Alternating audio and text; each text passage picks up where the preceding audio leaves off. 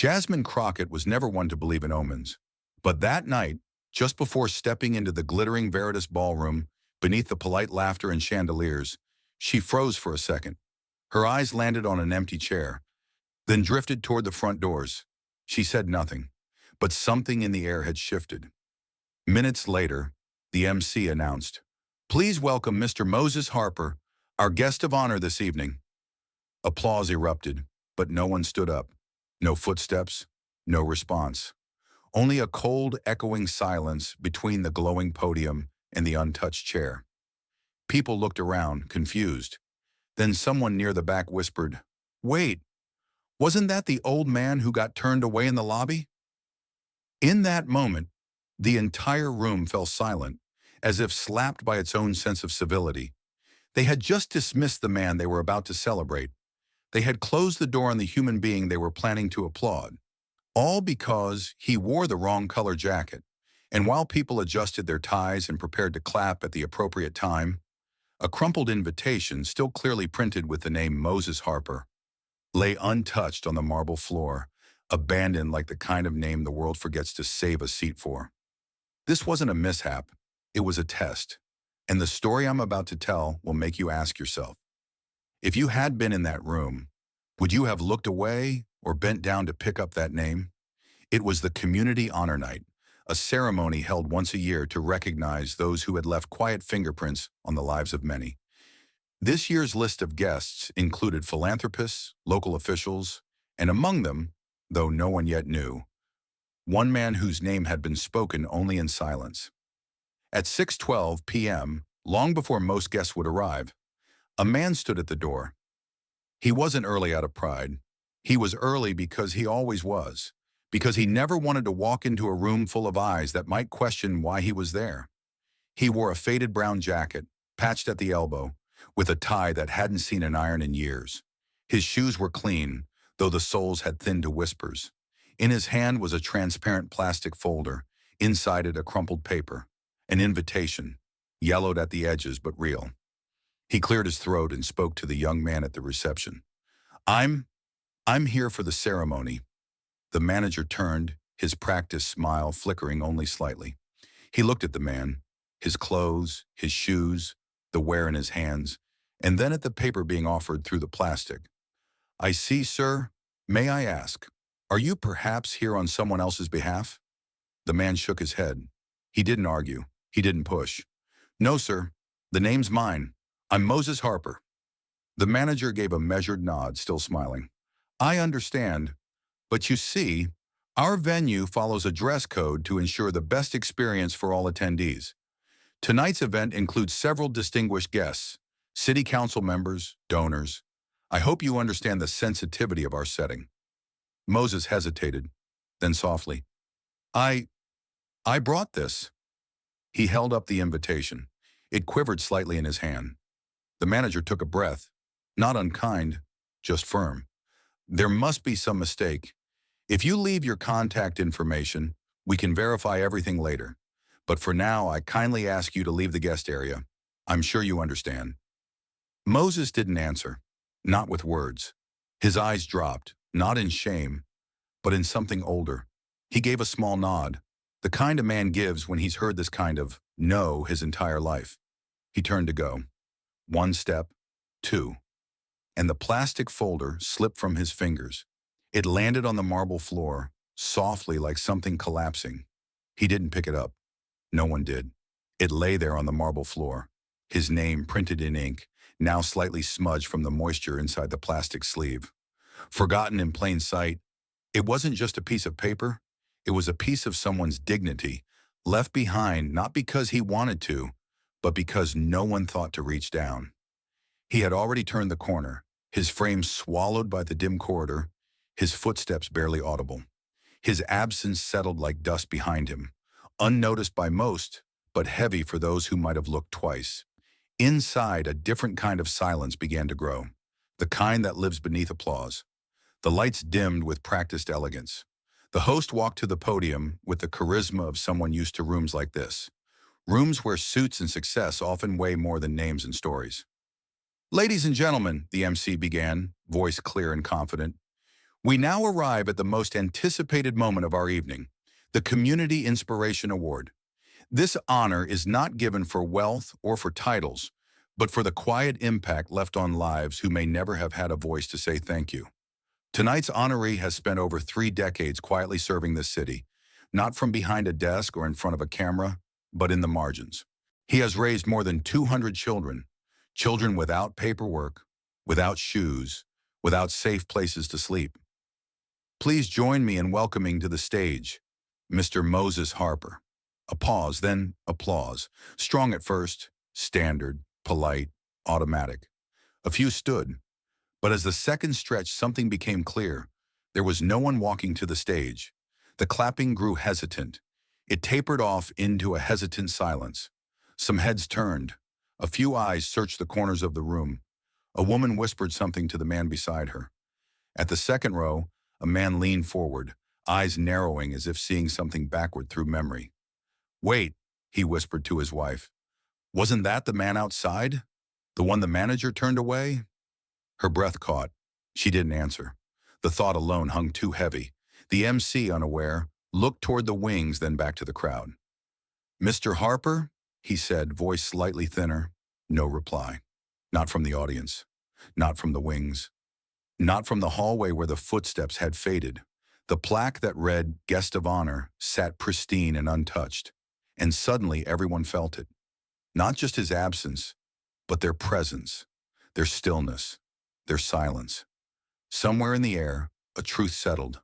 A man had been chosen to be honored, but not expected to be present. His name had been invited, but his body, his history, his clothes had not. The applause had faded entirely now.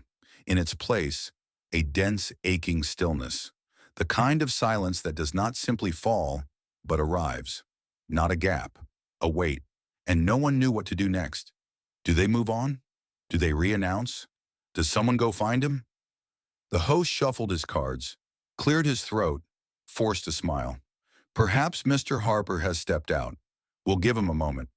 The host's voice lingered in the air like a misplaced comma, hoping perhaps that time could correct what humanity just failed to. But across the room, someone was already moving. Jasmine Crockett had been silent until now, seated near the middle, not under spotlight, but never needing one. A congresswoman known more for her listening than her speaking, for her presence rather than performance. She didn't stand in outrage. She didn't point fingers. She simply rose. She walked past rows of polished suits and sequin dresses, past whispered discomfort and polite confusion. She didn't ask anyone's permission. As she reached the end of the aisle, she spotted it. The plastic folder, still lying there, right where it had fallen. No one had touched it. No one had bent down. She knelt, picked it up gently as if it were something fragile, like a letter from a different century, or a name someone forgot to say. She held it against her chest and walked out the doors. Outside, Moses Harper hadn't gone far. He stood under the awning, just past the valet stand, his coat collar up against the cold.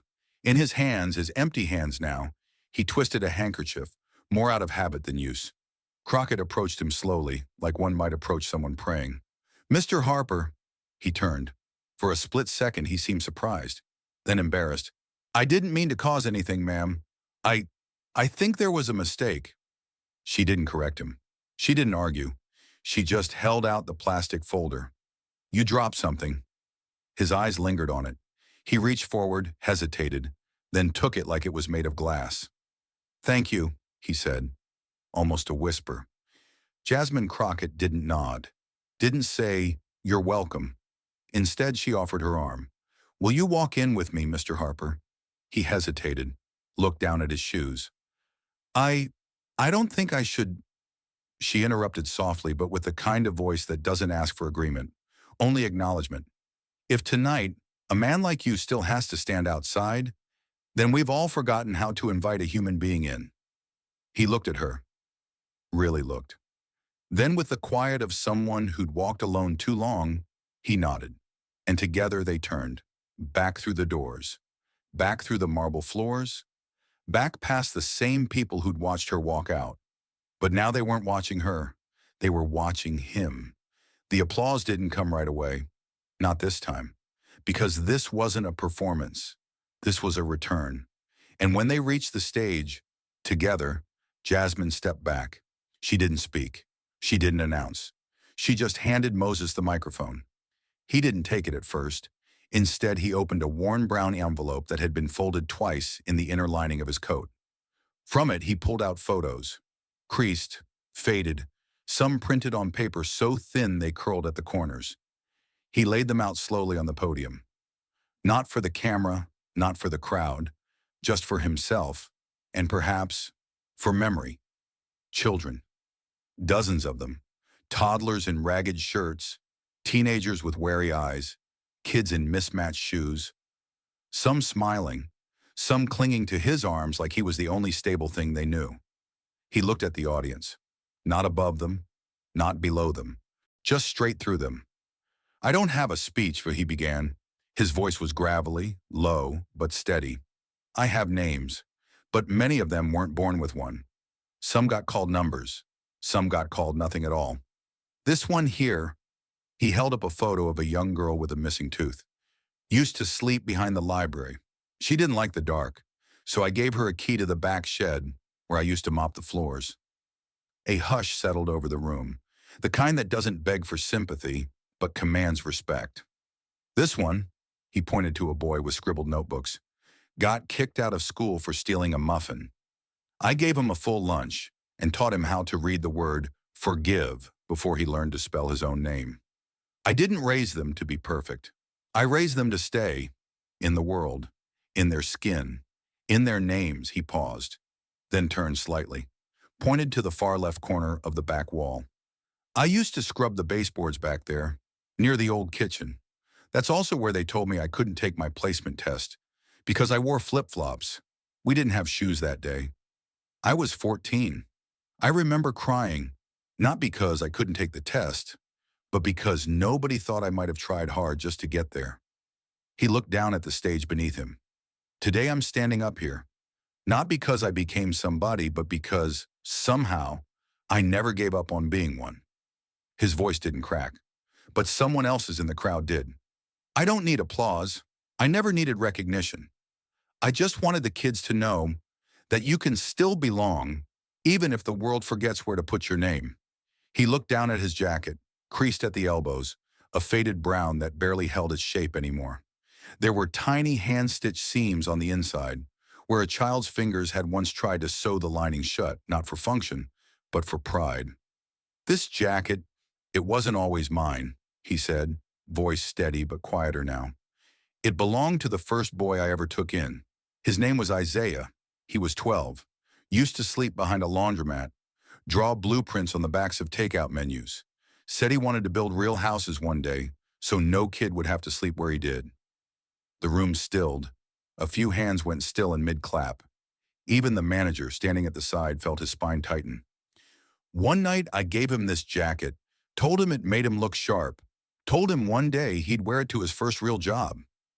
Moses swallowed hard, but he never got to, on his way to pick up books I'd left for him. He got caught in a drive-by. Wrong place, wrong time. The kind of place you end up in when the world doesn't care where you sleep. He gently tugged at the sleeve. "I kept this jacket all these years, not because it fits, but because he never got the chance to fill it." His eyes scanned the room, not accusing, just piercing. "I wore it tonight because I wanted him to finally be seen. But I guess all some people saw was the jacket." The words hung in the air like a verdict. Several guests looked down at their hands. A woman near the front blinked back tears. The restaurant manager, who had turned him away hours earlier, visibly stiffened, the color in his face drained. It wasn't just embarrassment, it was shame. "Funny thing," Moses added gently, "people spend so much time looking at the outside, they forget, sometimes the most worn thing in the room carries the weight of someone else's story." Moses stepped back from the podium, folding the photos gently, as if tucking memories into a drawer. He did not bow.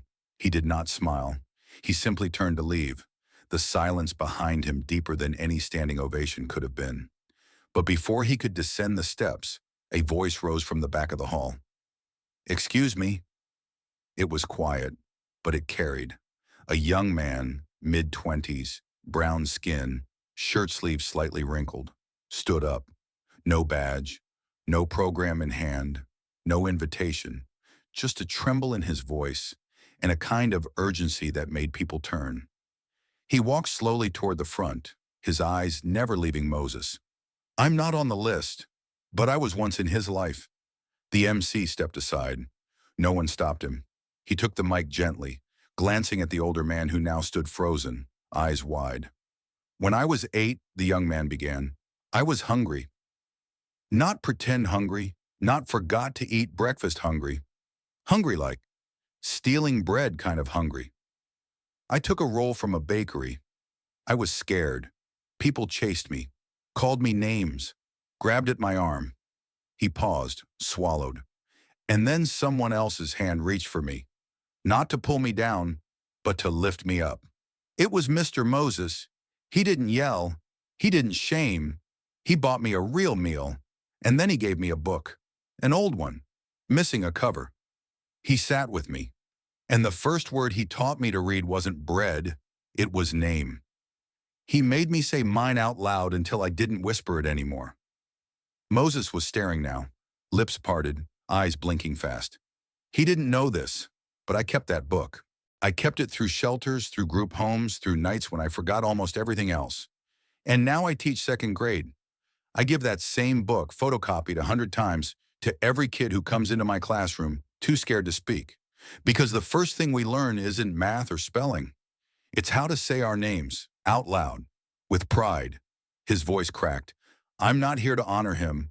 I'm here because he never asked to be honored. He just showed up, when it mattered. The room was silent, not stunned, transformed. Moses didn't speak. He couldn't. The young man stepped forward, didn't shake his hand. He hugged him. You didn't just feed me, sir. You made me possible. And the crowd rose, not in applause, but in quiet, reverent stillness.